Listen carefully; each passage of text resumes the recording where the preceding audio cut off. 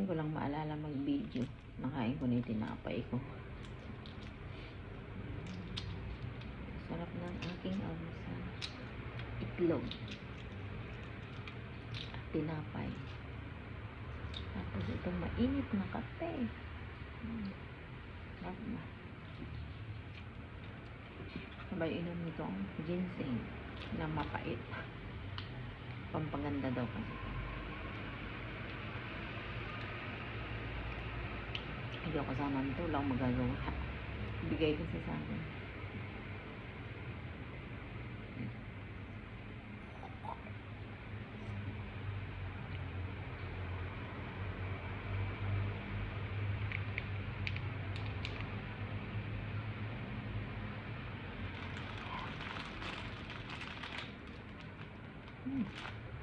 Pangit lata talaga.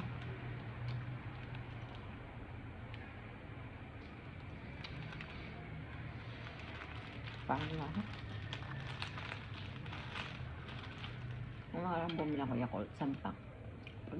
Pag minum ako niyan, pinapartneran ko isang Yakult. Naubos na kahapon Yakult ko.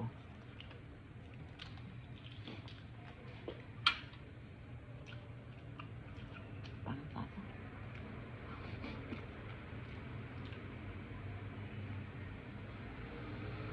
Mapait siya.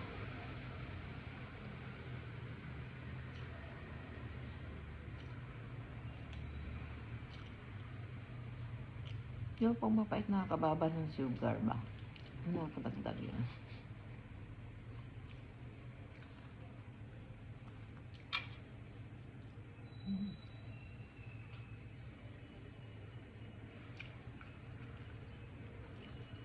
Everyday ganito ako.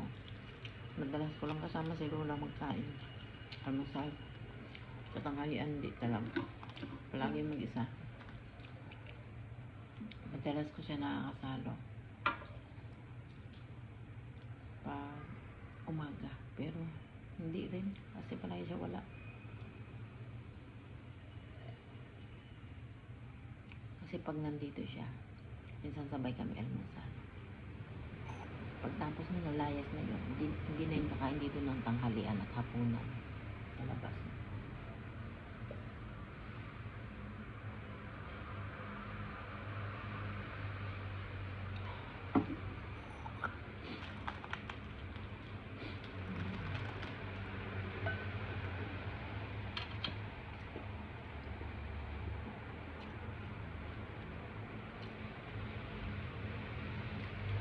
Bondol, bumaba ako. Bumilang tinapay dyan sa mga FM station. Dati nga lang ako FM station. Station ng mga radyo, ng mga DJ.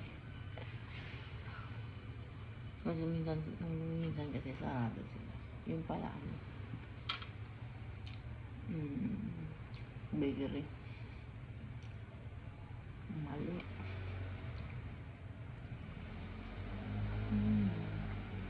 24 hours ng bakery.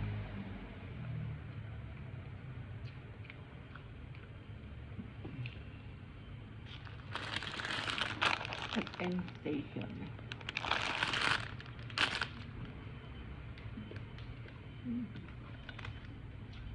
Kape.